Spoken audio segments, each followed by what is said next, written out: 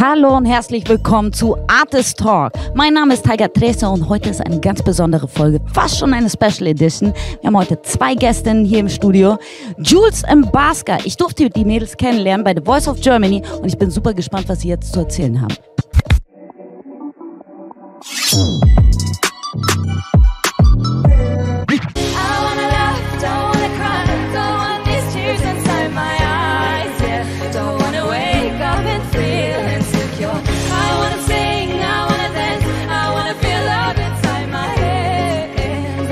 You remember all the good things you had yesterday.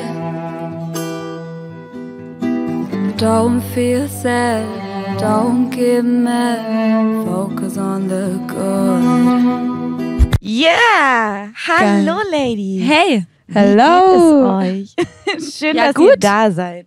Gut, und selber? Ja, bestens. Ich freue mich einfach. Wir haben uns ja jetzt auch eine ganze Weile nicht mehr gesehen, oder? Es ist ein paar Wochen her. Letztes Krass, Mal ja. unter großem Druck, unter Stress. Ihr wart noch vor 2 Wochen live im Fernsehen. Oh ja, Voll abgefahren, oder? auf jeden Fall. Crazy, oder? Auch jetzt es so zu sehen. Wie ist es? Das ist ein krasses Gefühl. Also ich finde, es hängt wahnsinnig viel mit so Glücksgefühlen zusammen. Also wenn ich das sehe, dann muss ich so voll fett grinsen und denke mir, geil, das hat richtig Spaß gemacht. Und irgendwie auch schon so ein bisschen traurig, weil wir haben uns ja auch alle gut verstanden und es hat voll viel Spaß gemacht, deswegen Und Sehnsucht halt auch, oder? Das noch mal zu machen. Voll Bock, nochmal auf der Irgendwie Bühne schon, zu stehen. gell? Ja. Ja, also ich muss sagen, ich fand die Zeit irgendwie auch anstrengend, sehr stressig. Und ich weiß gar nicht, ob ich in dem Moment das immer so genossen habe, aber so im Nachhinein denkt man gerne dran zurück, oder? Ich denke, wir haben halt alle einfach Bock, auf der Bühne zu stehen. Das ist halt so das Ding. Und wenn man das dann sieht, denkt man sich natürlich, hey, ich habe jetzt Bock, einfach auf die Bühne zu gehen. Ob das jetzt der Moment direkt dort ist oder die Zeit vor Ort, sei jetzt dahingestellt, aber halt generell einfach Bock, auf die Bühne zu gehen. So. Stimmt, vielleicht ist es gar nicht The Voice, sondern einfach das Bühnenvermissen, Ja. oder? Ja. Und jetzt, ich weiß nicht, wie es euch jetzt gerade geht, ob ihr jetzt Gigs gehabt hättet, die jetzt durch den aktuellen Lockdown schon wieder abgesagt wurden.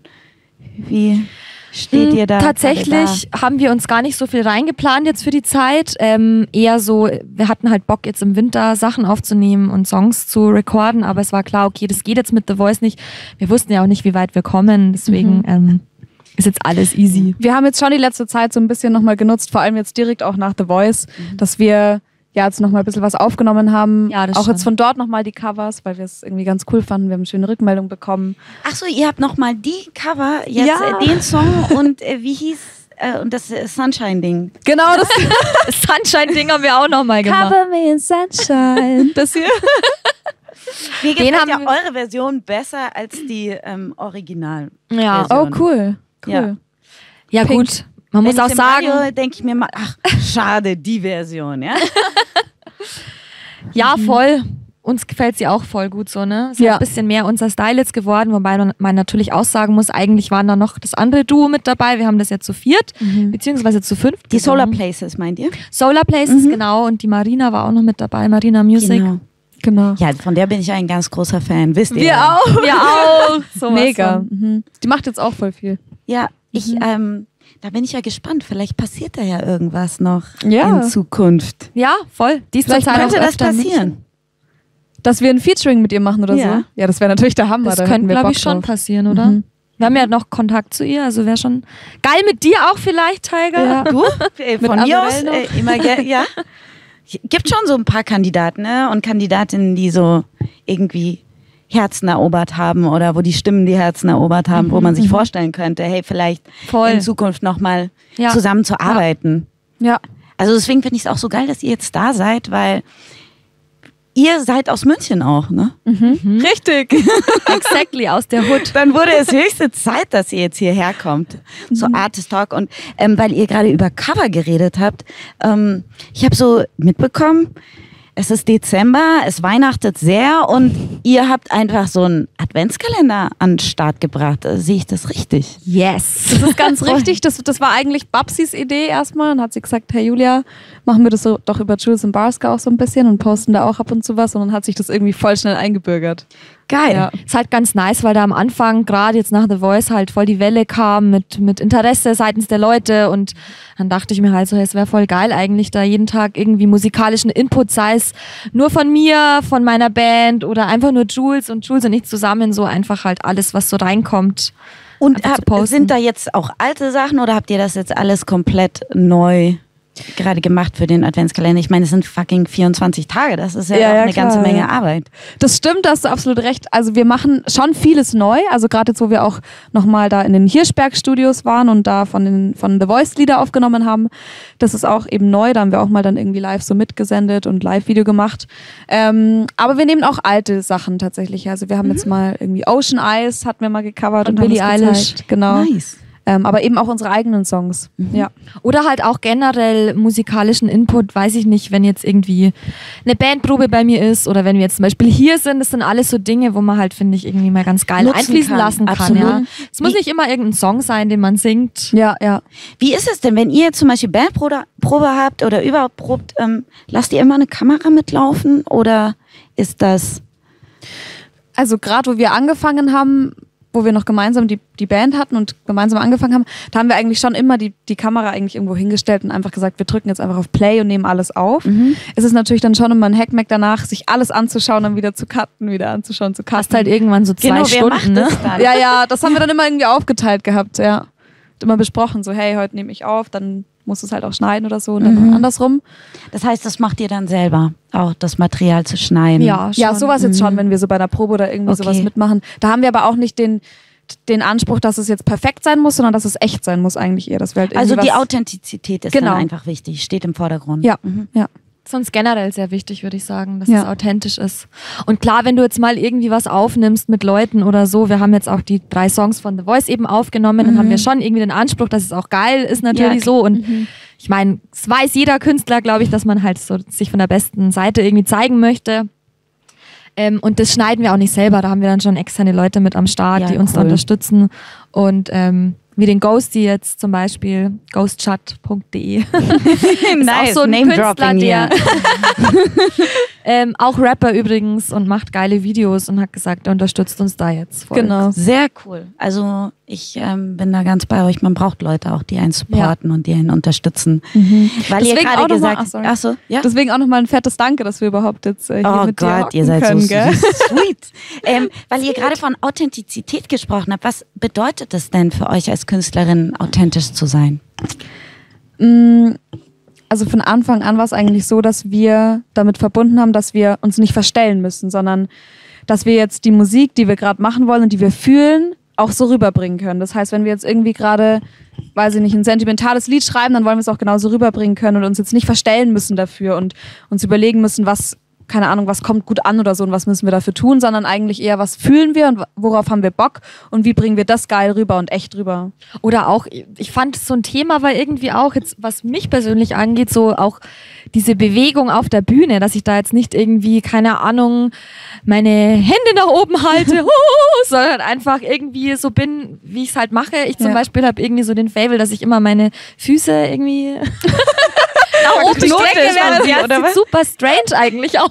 Wir verknoten nicht, hebt sie ein bisschen zu hoch immer. Ja. Ja, wenn ich halt so voll drin bin irgendwie. Ja, du ich so heb wie so ein so- bisschen ab irgendwie. Aber so Dinge halt, dass ich da einfach flowen kann und jetzt nicht an irgendwas ständig denken muss. So, das ist eigentlich für uns Ja. Authentizität. Ja. Ja. Also im Fernsehen kam das, ich fand, das kam mehr authentisch rüber. Ne? Und auch jedes Mal, wenn wir uns gesehen haben. Und das ist natürlich in so einem Format wie The Voice gar nicht vielleicht gang und gäbe. Ne? Ja. Ja, voll. Und ich glaube, da hatten wir auch den Anspruch an uns, dass wir gerade, wenn wir jetzt im Fernsehen und in so einem Format sind, wo natürlich viele Kameras mit im Spiel sind, viele Interviews, dass wir da trotzdem, egal welche Fragen kommen, egal wie viel Input von außen kommt, halt immer noch so wir selber bleiben. Hattet ihr manchmal das Gefühl, dass am liebsten die Redaktion oder überhaupt das Format gerne noch mehr da von euch, irgendwas aus euch rausgeholt hätte, worauf ihr gar keinen Bock habt?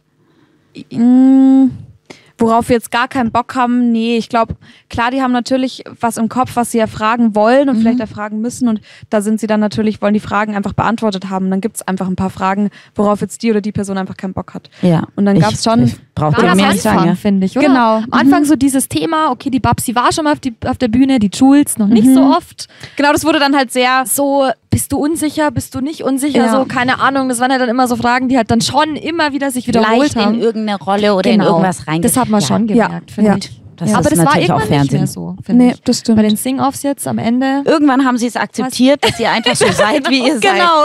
Sehr gut, ja. Ja. Ja, ihr macht ja auch eure ganz eigene Musik. Wo nehmt ihr denn da eure Inspiration her?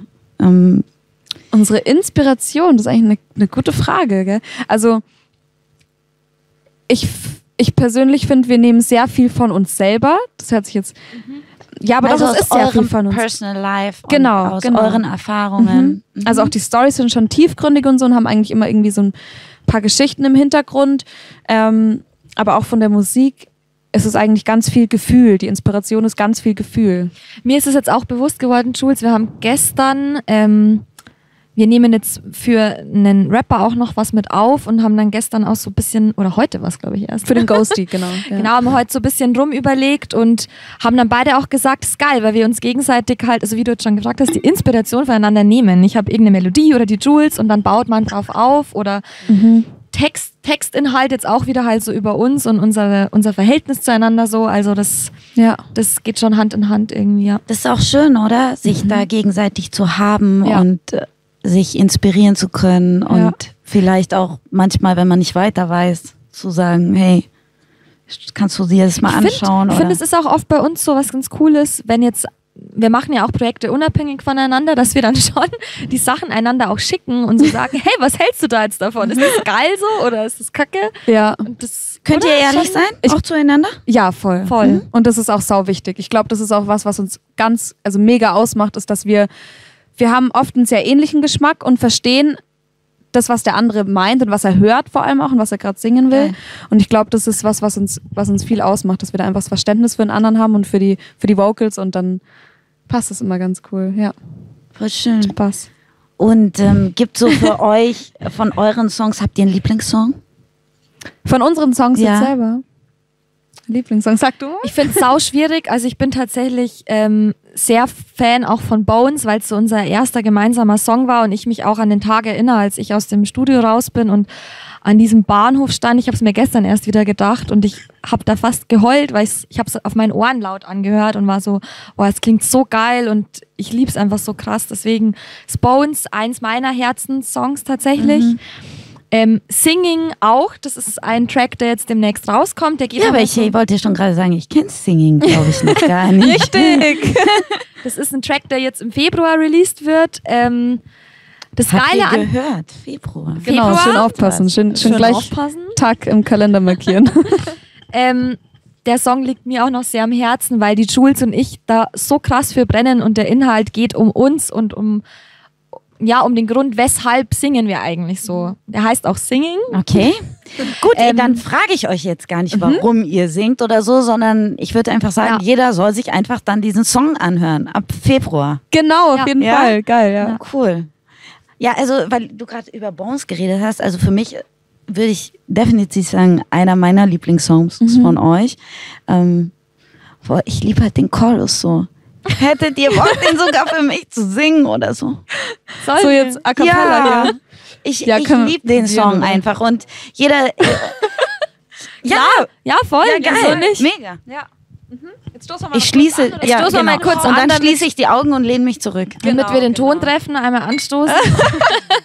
Prost. Bist du ready, Tiger? Oh, ich bin sowas von ready. Okay. Hast du den Ton? This feeling, oder? 1, 2, 3, 4. This feeling makes me small, it breaks my heart in two. Two pieces fall apart, two pieces me and you. I feel it in my bones, I couldn't wreck it all. Our love was set in stone, I feel it in my bones. I feel it in my bones, I couldn't wreck it all.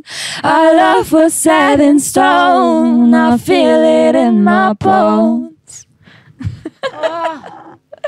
Traumhaft. Dankeschön. Traumhaft. Schön, wenn es dir gefällt. Ja, und wie ist es? Schreibt ihr beide? Ja, wir schreiben beide. Ja. Und dann ergänzt ihr das auch und wie es kommt, was entsteht zuerst? Ich weiß, das ist so eine typische Frage, aber vielleicht habt ihr so einen ganz bestimmten Workflow. Sie sagt, wir machen zuerst die Musik und dann den Text oder wir haben die Melodie im Kopf und Ich finde die Frage total berechtigt, weil das wirklich jeder Künstler anders macht. absolut, also total. Deswegen, Man kann so viel lernen von gegenseitig, Ja. finde ich. Ich habe da wahnsinnig viel auch durch die Babsi lernen können so und ausprobieren können. bei uns ist es auch total unterschiedlich. Also ich lasse mich zum Beispiel immer durch Songs inspirieren. Ich höre davor Mucke, auf die ich jetzt Bock habe, wo ich mir denke, geil, dann will ich jetzt irgendwie rein so in dieses Gefühl auch irgendwo und setze mich dann manchmal selbst an die Gitarre oder habe irgendwelche Leute um mich, die mich irgendwie begleiten, whatever. Und dann fange ich an, Melodien zu singen und halt das Texten kommt bei mir immer relativ am Ende erst so. Ich lasse mich immer vom Feeling leiten und dann kommt irgendein Thema auf. Ja. Und bei dir ist es anders, gell, Jules? Du machst Wobei meist- von den Melodien her ist es schon auch so bei mir. Also ich brauche immer eine Melodie dazu.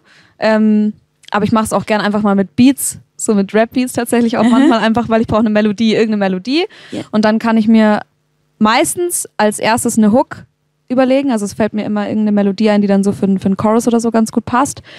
Und dann ans Texten geht es auch relativ spät. Es kann manchmal sein, dass mir zur Melodie schon irgendwie so ein Name einfällt und das passt dann dazu. Aber sonst eigentlich...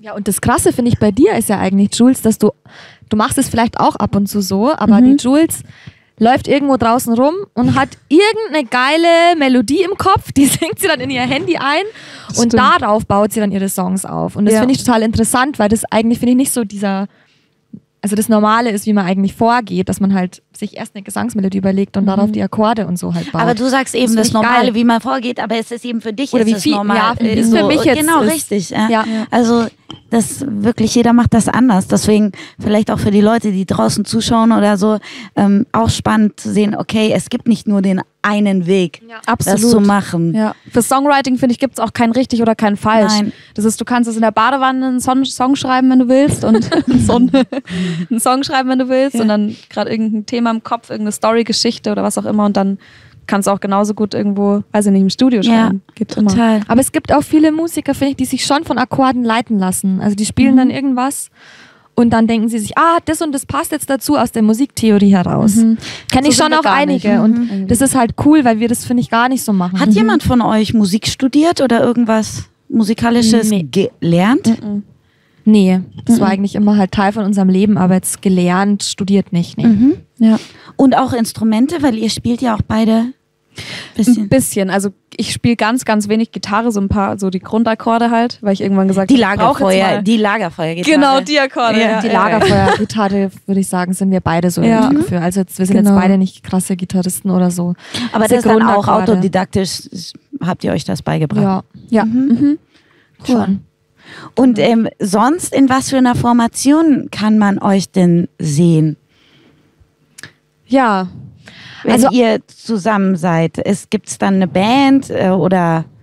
Also aktuell tatsächlich als Duo primär und das wird jetzt auch so weiterlaufen, dass wir als Duo zu sehen sind. Wir haben halt dann oft Jules Bruder mit dabei, den Flo, der ist Pianist und der Geil. passt auch super in die Runde. Kennen uns alle sehr gut, ist ein eingeschworenes Team, deswegen ist das Richtiges easy so. Familiending. Ja, schon. Also- Mein Freund ist auch manchmal mit dabei, Ja. der zockt dann Gitarre. Cool. Also es ist eigentlich alles eher so in der chilligen Runde. Deswegen ist das so unser Ja.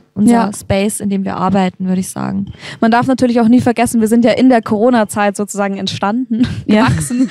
Das heißt, da war es erstmal voll schwierig, auch irgendwie Auftritte zu haben. Jetzt bei The Voice war ja auch unser erster gemeinsamer Ja, eben, Auftritt. es war euer erster Auftritt, gell? Voll krass. Der Auftritt bei Bam, bam, bam, bam. Ja, ja. Auch so ein Nervosität war Thema. ganz oben. Wieso eigentlich Team Nico? Wieso Team Nico? Also es hat sich ja noch der Marc umgedreht. Ja. Und Team Nico, glaube ich, war deswegen vor allem, weil wir es auch gefeiert haben, wie er so zu seiner Musik gekommen ist. Also der war ja auch immer voll on fire und hat sich irgendwie überall beworben und voll viel Gas gegeben und immer schon alles gegeben eigentlich für die Musik. Und wir haben halt auch echt immer, also wöchentlich eigentlich so viel Zeit und Energie reingesteckt und immer, hey, wir haben noch die To-Dos und die und die und die. Und dann haben wir immer gesagt, okay, jetzt haben wir das Straight erledigt. nach vorne immer, ja. Genau. Und deswegen, Das hat uns inspiriert an ihm. sein Das war Vibe eigentlich fanden der wir Hauptgrund. cool. Ja. Cool, also ihr habt euch vorher schon mit den Coaches auseinandergesetzt? Ja, Ein bisschen schon, ja, ein bisschen, ja. mal geguckt, wer da so mit dabei ist. Ja. Man muss auch sagen, die 4, also wir hören jetzt die Musikrichtungen nicht so krass, deswegen wollten wir schon auch mal so ein bisschen deren Lebenslauf und so mal abchecken, was die so Ja. gemacht haben. Ja. Und da war das bei ihm, finde ich, schon beeindruckend und deswegen war das, glaube ich, unser Hauptgrund. Ja. Voll. Mich würde noch interessieren, jetzt so ihr so als Duo und ihr seid als Duo zusammen unterwegs. Ihr schreibt zusammen, ihr produziert zusammen, ihr verbringt auch sehr viel Zeit miteinander. Man muss ja ständig Kompromisse finden, oder? Wie ist sowas? Also ich würde sagen, dass es eben, wie ich vorhin schon mal kurz gesagt habe, ist es ganz geil, dass wir zum Beispiel, was Harmonies angeht oder sowas, einfach ein, ich würde sagen, sehr ähnliches Gehör haben irgendwie. Also es ist auch voll oft so, dass wenn wir jetzt spontan ein Lied singen und dann kannst du ja nie wissen, was singt jetzt die andere Person in der nächsten Zeile. Es ist auch voll oft so, dass wir dann entweder dieselbe Harmonie singen oder wirklich was voll aufeinander passt. Geil. Und es ist einfach irgendwie, ja, das ist geil, weil das gibt es, glaube ich, nicht so oft. Und das ist sau cool. Aber klar, es ist auch so, dass man mal Kompromisse finden muss und sich mal einigen muss und irgendwie dann gibt es eine Zeile, wo jeder sagt, die ist voll geil und die will ich irgendwie auch singen. Aber Ja, das ist schon immer Thema eigentlich, Ja. oder? Also Ja. immer wenn wir einen Song singen, diskutieren wir natürlich auch, weil halt wir wollen es beide, eigentlich haben wir den Anspruch, wir wollen das Geilste draus machen und jeder hat dazu seinen Kopf, aber irgendwie andererseits passt es halt dann auch wieder so gut, wie du schon erzählt hast mit den Harmonies, deswegen ja.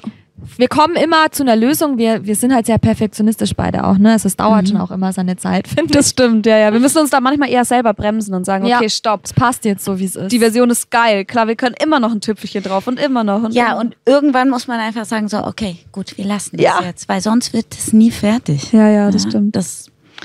Ja, ich glaube, das kennt auch jeder Musiker und Musikerin. Ja, und so als du, habt ihr schon eine Band? Also habt ihr eine Formation? Eine Band an sich haben wir nicht. Das ist jetzt auch nicht so unser Fokus. Wir wollen da schon in unserem kleinen Projekt auf jeden Fall jetzt erstmal bleiben als Jules and Barska. Genau, man muss sagen, wir haben mal zusammen angefangen, auch eine Band zu gründen und so. Und die gibt's auch noch, aber die ist jetzt mit der Babsi gerade. Das heißt, zusammen haben wir gerade jetzt keine Band. Okay. Aber Wäre das anderes Projekt quasi. Okay, gut. Genau. Und wäre das längerfristig der Plan? Oder eben jetzt klein zu bleiben und dann mit den Produktionen auf die Bühne zu gehen? wir haben jetzt aktuell gesagt, dass wir einfach mal Bock haben, es drauf ankommen zu lassen und zu schauen, was kommt denn rein. Okay. Also vielleicht, keine Ahnung, haben die Leute ja auch gar keinen Bock. Vielleicht auch schon. Ich glaube, das wird nicht passieren. Genau, und vielleicht auch schon. Und dann wollen wir einfach so mit dem Flow gehen. Gibt's denn irgendwas, wo ihr sagt, boah, wir hätten richtig Bock auf oder irgendwie wir bräuchten einen geilen Video-Artist oder gibt es irgendwas, was wir vielleicht... Also ich glaube, was wir auf jeden Fall brauchen, ist ein festes Team so. Wir sind zwar beide sehr engagiert dahinter. Absolut, das kann aber ich nur bestätigen. Aber es ist schon immer so, das hört man auch ein bisschen, wenn man unsere Songs so anhört, es geht so in eine gewisse Richtung, aber es ist mit unterschiedlichen Leuten produziert worden, die wir alle schätzen, die das alle geil mit uns gemacht haben, aber es war jetzt nie so, dass wir mit einer Person langfristig gearbeitet hätten, wo man sagt, man geht jetzt wirklich ein Album an oder so und haut es dann raus und hat dann vielleicht auch noch irgendwen mit am Start, der das managt oder whatever, also so halt ein festes Team, wo du sagst, jeder hat da 100% Bock drauf und es läuft dann einfach so. Da fehlt es noch so ein bisschen und ich glaube, das wäre so unser Push auch, dass wir noch ein bisschen mehr da irgendwie vorankämen. Also das heißt, jemanden zu finden, der mal von Anfang bis zumindest Projektende dabei ist und ein Auge und so einen roten Faden drin hat. Ja, und am besten halt auch dieselbe Vision, oder was heißt dieselbe, eine ähnliche Vision, in eine ähnliche Richtung gehen mit unserem Kopf. Gibt's eine klare Vision? Also kommt drauf an. Jetzt wir haben jetzt erstmal wieder Bock, Songs zu schreiben auch noch. Wir haben immer so viele Ideen und dann keine Zeit, so irgendwie. Das ist ganz oft natürlich so. Und da müssen wir natürlich jetzt erstmal schauen. Also wir wollen jetzt erstmal die Songs noch schreiben, ein paar neue. Ja. Es gibt auf jeden Fall die Vision, in eine Art Musikrichtung meinst du jetzt auch, oder? Ja, oder, oder, Ja, schon so dieses, das Melancholische, glaube ich, soll schon beibehalten werden, aber halt eher so in dieses Singer-Songwriter-mäßige. Ja, unsere anderen Tracks waren jetzt sehr poplastig, sehr groß, klingen auch die letzten 2 Songs, was auch geil ist. Aber wir hätten halt gern einen roten Faden, so die Mischung, die sich irgendwie fortwährend durchzieht durch das Ganze. Das wäre so unsere Vision, ein Album zu haben, das wir dann raushauen können. Aber da seid ihr doch auf einem super Weg dahin. Ich meine, jetzt sind es 6 Singles draußen, oder? Die 6. kommt jetzt. Die 6. kommt jetzt dann, ja. Die 6. kommt jetzt, genau. Okay, also 5 Singles sind schon draußen, plus eure Auftritte bei The Voice. Und das ist doch ihr ebnet doch gerade den Weg zum Album. Ja? Sehr schön. Geil. Also ich bin super gespannt, ich will dabei bleiben und ich würde jetzt das einfach hier direkt so sagen, wenn das Album da ist, dann machen wir das Gleiche hier nochmal. Geil, aber voll gern. Ein Champagner. Okay, auf geht's. Ja, das machen wir. Sehr schön. Ich würde sagen, wir sind auch leider hier schon am so Richtung Ende. Ich fand's super geil, dass ihr da wart. Ja, wir auch. Danke, Tiger. Ja. Voll geil, dass wir da sind. Und ich hoffe, wir laufen uns öfter hier in der Stadt unterwegs und vielleicht gehen wir jetzt noch einen trinken, oder? ja, Genau. safe. Sehr schön, Geil. ihr Lieben. Geil. Vielen Mega. Dank. Danke auch. Danke dir.